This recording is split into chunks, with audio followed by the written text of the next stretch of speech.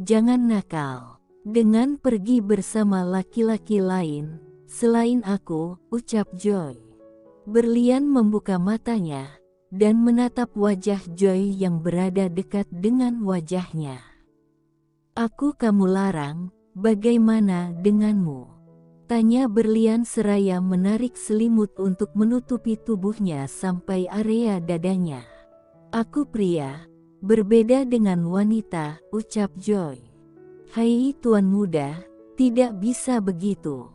Wanita dan pria harus sama, aku tidak bisa keluar dengan laki-laki lain selain kau.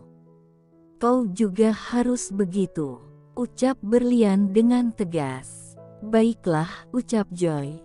Karena sudah lelah berdebat dengan Berlian yang sangat keras kepala.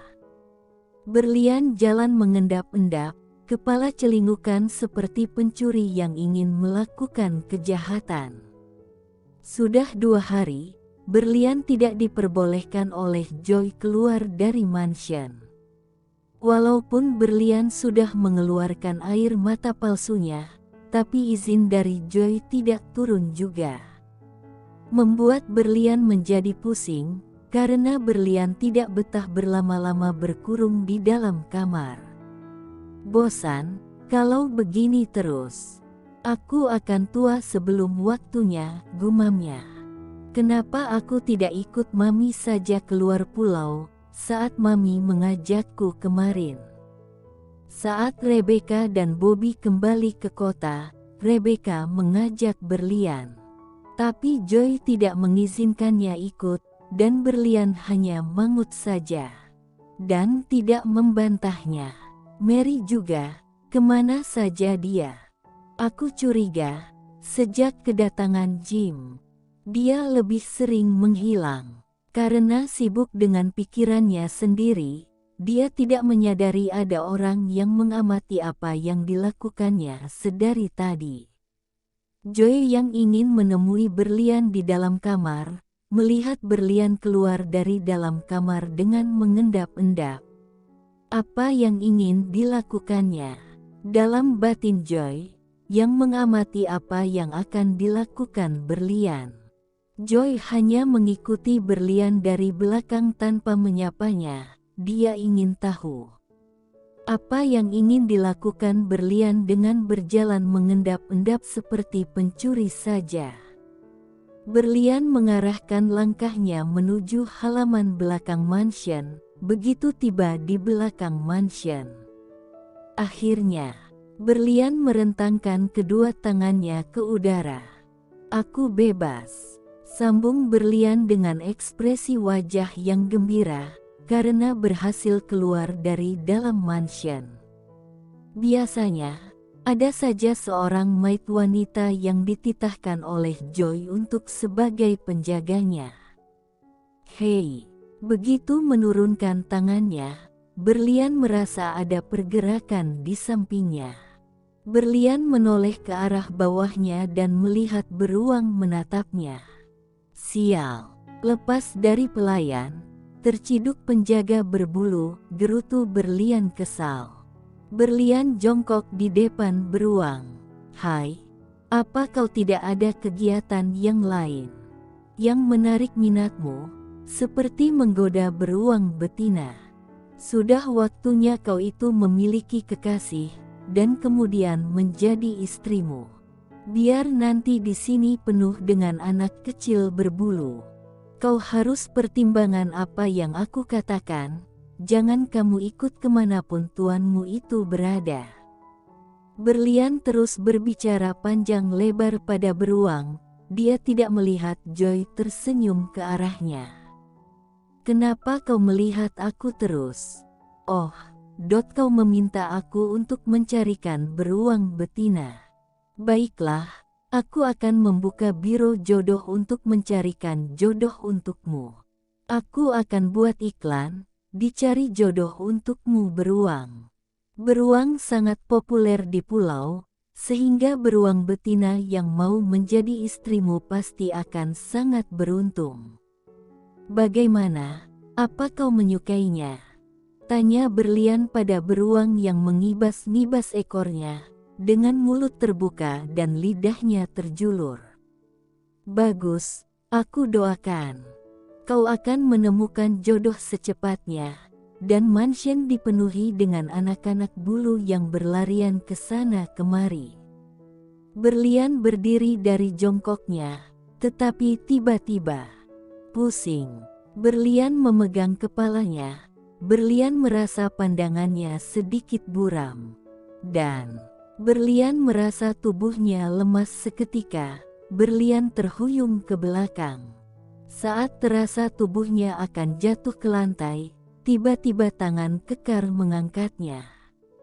Berlian, seru Joy, saat melihat ada keanehan pada Berlian.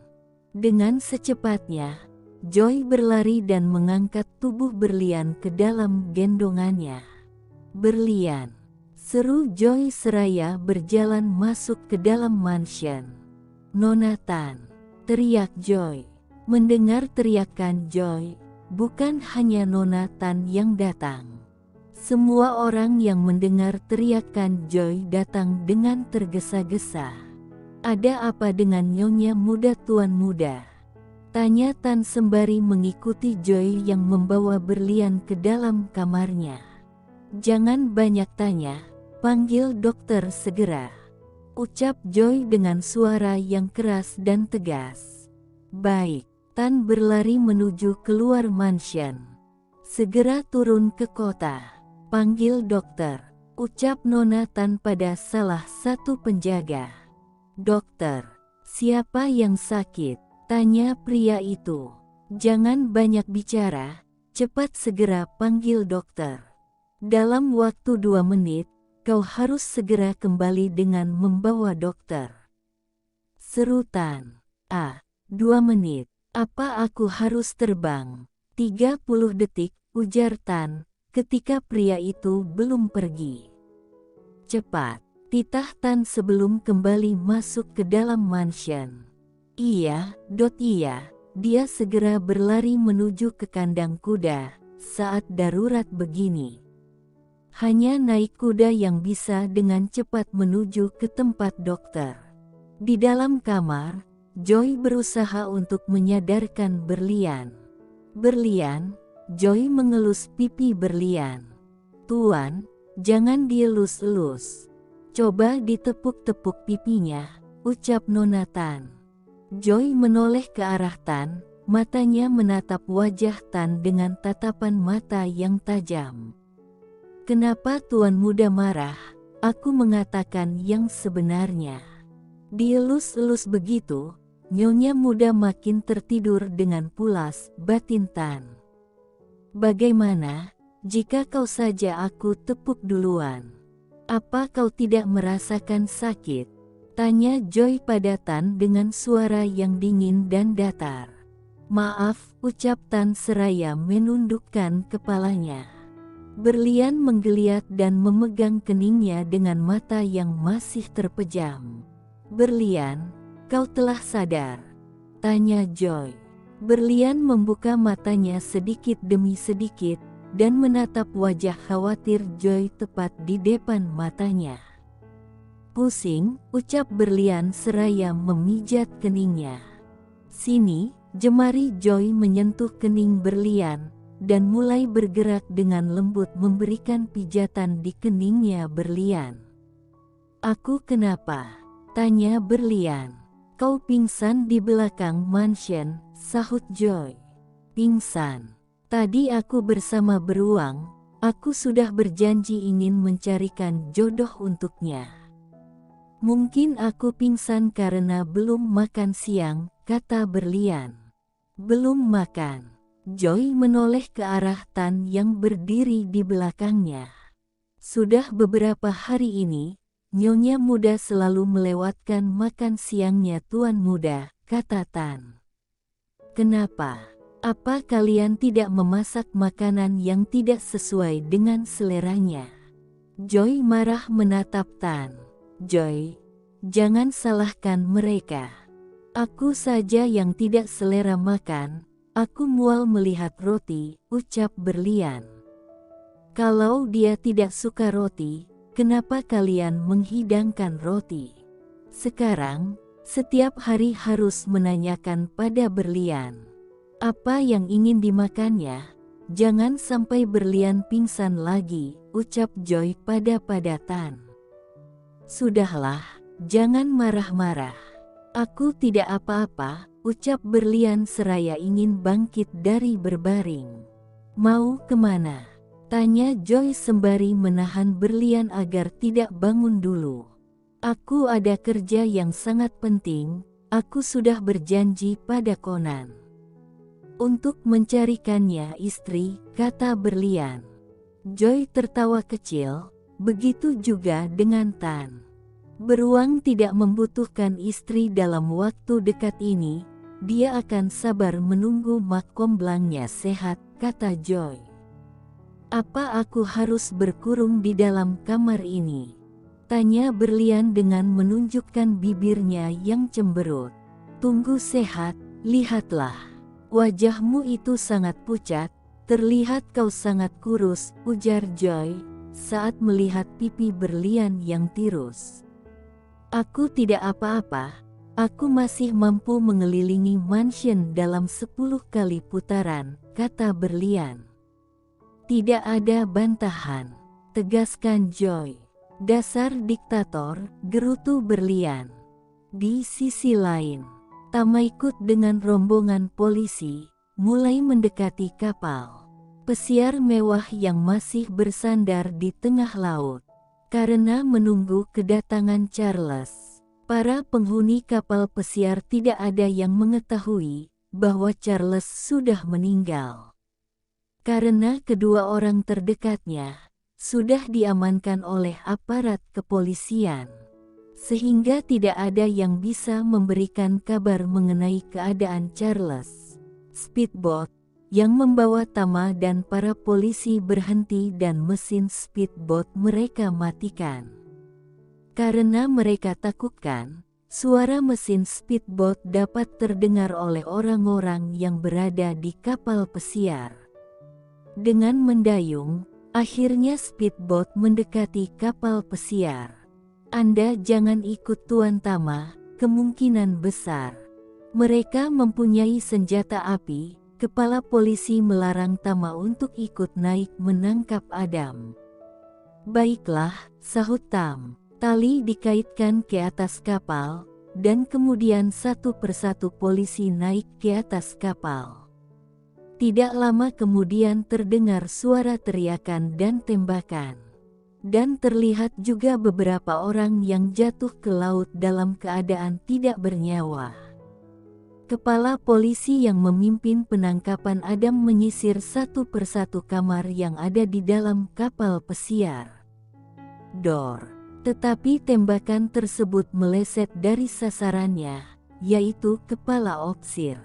Dengan cepat, dia membalas dan memberikan tembakan beruntun ke arah peluru yang ditembakkan.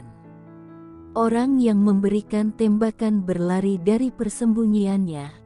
Kepala polisi mengejarnya dengan terus menembakkan senjatanya. Menyerahlah Tuan Adam, ucap kepala polisi itu. Tidak, balas Adam. Ketika Adam ingin loncat dari atas kapal untuk menyelamatkan diri dari kejaran para polisi, satu tembakan mengenai area dadanya. Adam jatuh ke laut. Kejar, ucap kepala polisi pada anak buahnya yang masih berada di atas speedboat. Speedboat meluncur ke arah tubuh Adam jatuh. Hampir setengah jam menyisir tempat jatuhnya Adam, mereka tidak menemukan tubuh Adam. Karena cahaya malam gelap, sehingga pencarian sangat sulit dilakukan. Ketika matahari mulai menampakkan sinarnya, pencarian kembali dilakukan. Kali ini pencarian dilakukan melalui udara. Tidak lama kemudian, terlihat jasad yang mengambang dihempaskan obat mendekati pelabuhan. Setelah didekati, jasad tersebut adalah jasad Adam. Dan jasad tersebut sudah terlihat membengkak. Ketika jasad Adam dibawa ke daratan, Tama mendekatinya. dan membuka kantung jenazah. Akhirnya tamat riwayatnya gumam Tama. Adan adalah orang yang masuk ke dalam DPO kepolisian China. Dia terlibat dengan pembunuhan dalam perkelahian antar mafia, beritahu kepala polisi pada Tama. Ternyata, dia kembali ke sini melarikan diri, ucap Tama. Dia mau meninggal di kampung halamannya, ucap kepala polisi. Daniel tiba di depan rumahnya. Dia berdiri termangu. Biasanya, jika dia tiba, berlian langsung berhambur menubruk tubuhnya, tetapi kini, tidak ada bayangan berlian, bahkan rumah terasa sangat sepi. Dan halaman rumah terlihat sangat kotor. Dedaunan berserakan, rumput juga sudah tinggi. Menandakan, si empunya rumah sudah lama meninggalkan rumah. Kenapa sepi? Daniel bergegas menuju pintu rumahnya. Dia mengeluarkan kunci dari ransel yang dibawanya. Kret, Daniel membuka pintu. Begitu pintu terbuka, suasana sepi dan gelap menyambut kedatangan Daniel. Kemana berlian? Daniel melangkah menuju dapur, dan dilihatnya dapur dalam keadaan bersih dan di atas meja makan ada roti yang sudah berjamur. Dilihat dari roti ini, berlian sudah lama meninggalkan rumah, gumam Daniel.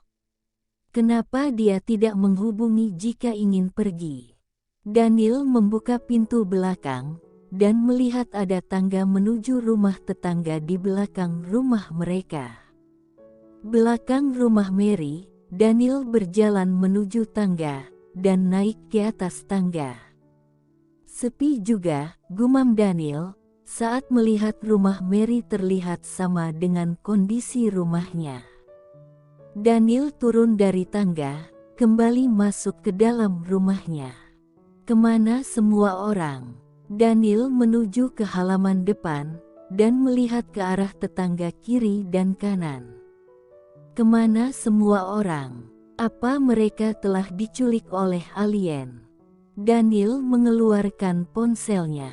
Daniel menghubungi nomor ponsel berlian, tetapi tidak ada yang mengangkat. Hanya operator yang menjawab. Kemana dia? Apa mungkin dia liburan? Tetapi kenapa dia tidak menghubungi? Apa mungkin dia menghubungi ke nomor yang lama? Mungkin juga, ucap Daniel. Sial, kenapa aku tidak pulang terlebih dahulu? Ketika aku dibebaskan, Daniel mengungkapkan penyesalannya. Daniel mengambil ranselnya, dan keluar dari dalam rumahnya. Begitu dia meninggalkan depan rumahnya, tetangganya menyapanya. Daniel, sudah lama kau tidak kelihatan. Saya sibuk tante. Apa tahu, kemana berlian pergi? Tanya Daniel. Tante juga tidak tahu, tante baru pulang seminggu yang lalu. Dan tante tidak pernah melihat keberadaan berlian, jawab tante sebelah rumah. Apa kalian tidak pernah saling kirim berita? Saya kehilangan ponsel, mungkin saja. Berlian menghubungi nomor yang lama, kata Daniel. Sekarang, kau mau kemana? Saya akan kembali ke tempat kerja, dan tolong berikan nomor ini. Jika tante bertemu dengan berlian, Daniel memberikan kartu namanya pada tante itu. Oke, terima kasih tante, ucap Daniel sebelum berlalu dari hadapan tante tersebut.